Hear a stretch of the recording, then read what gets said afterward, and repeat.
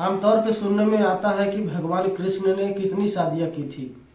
जहाँ तक है 16,108। आप सभी ने सुना होगा, हमने भी सुना है। लेकिन श्री कृष्ण भगवान को ये 16,108 शादियां आखिर क्यों करनी पड़ी? ये सुनने में बहुत ही आसान है, लेकिन इसका जवाब जो है लोगों को अक्सर उलझन में डाल देता है। आमतौर पे कहा जाता है कि 16,108 रानियां थी श्री कृष्ण भगवान के, लेकिन यहीं से सवाल शुरू हो जाता है कि आखिर इतनी शादियां क्यों? आखिर एक व्यक्ति इतनी शादियां क्यों करनी पड़ी? क्या इसके पीछे कोई शौक था या तो फिर इसके पीछे कोई बहुत ही गहरी वजह थी? देखिए, श्री कृष्ण को समझने के लिए हमें उस समय के समाज को समझना पड़ेगा कि उस समय का समाज कैसा था, कैसा नहीं था।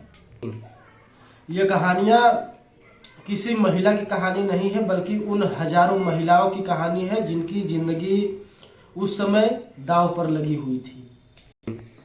ये कोई प्रेम की कहानियां नहीं थी, वो इन महिलाओं की कहानियां हैं जिन्हों समाज ने ठुकरा दिया था। श्री कृष्ण कहते हैं कि भगवान श्री कृष्ण की 16,108 शादियां एक मानवीय घटना थी जो कि समय के हिसाब से निर्धारित की गई थी।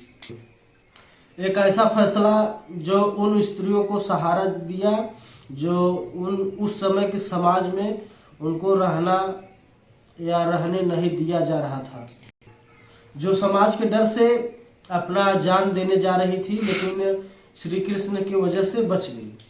आज हम द्वारिका के उन महलों की कहानी आपसे रूबरू कराएंगे जिनमें हजारों कहानियां दबी हुई हैं। नमस्कार, मैं देवा यादव आरडी ऑफिशियल 533 चैनल के माध्यम से आज हम कृष्ण भगवान के बारे में जानने का प्रयास करेंगे। आज हम कृष्ण भगवान की शादियों के बारे में बात कर रहे हैं, तो यहाँ पे सवाल ये उठता है कि भगवान श्री कृष्ण को 16,108 शादियां आखिर क्यों करनी पड़ी? देखिए, कृष्ण भगवान की मुख्यतः 8 पत्नियां थी, जिसे हम अष्टभार्या नाम से जानते हैं। ये केवल इतिहास की बात नहीं है, ये बात है कि जो हमारे 8 गुणों को दिखाती है। और कृष्ण भगवान की मुख्यतः 8 पत्नियां थी, जिसमें रुक्मणी जी शक्ति भक्ति का प्रतीक है। रुक्मणी जी ने जिन्होंने दिखाया कि अगर ईश्वर को मन से पूजा जाए तो हर चीज संभव है। सवाल यह है कि कृष्ण भगवान ने 16,108 महिलाओं को अपनाया क्यों? 16,108 महिलाओं को जिन्होंने महिषासुर राक्षस ने बंदी बना लिया था और वो समाज के डर से अपना जीवन त्यागने जा रही थी, जिसका समाज बहिष्कार कर रहा था कि इतने दिन तो राक्षस के चंगुल में रहने के बाद हम समाज में इन महिलाओं को नहीं रखेंगे।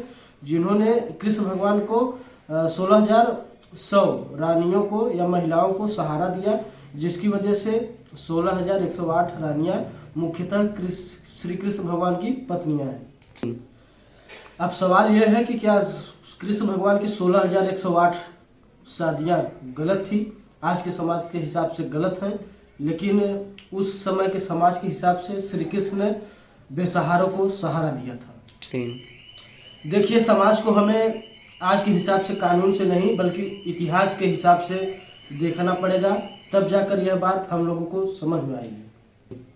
उस समय की महिलाओं का भविष्य बहुत ही खतरे में था, जिन्होंने समाज ने उनको त्याग दिया था और उनके जीवन पर सबसे बड़ा संकट था। अगर भगवान श्री कृष्ण उन महिलाओं को अपना नाम नहीं देते तो महिलाएं आखिर जाती कहाँ, किसके सहारे उनका जीवन व्यतीत होता? भगवान का कदम केवल उन महिलाओं की इज्जत बचाना था, जो कि मुख्य वजह यही थी। जो लोग इन शादियों को केवल शादियां मानते हैं, वो दरअसल कृष्ण भगवान की न्याय के बारे में नहीं जान पाते हैं, जिन्होंने हजारों जानें बचा ली थी। भगवान श्री कृष्ण को लेकर एक ही बहुत ही गंभीर सवाल आता है कि उन्होंने राधा से शादी क्यों नहीं किया था। दरअसल शादियां दो इंसानों या दो जीवों के बीच होती है, लेकिन श्री कृष्ण और राधा एक ही थे, इसीलिए श्री कृष्ण ने राधा से शादी नहीं की। राधा और कृष्ण का जीवन इन समाज के रीति रिवाजों से बहुत ही परे था।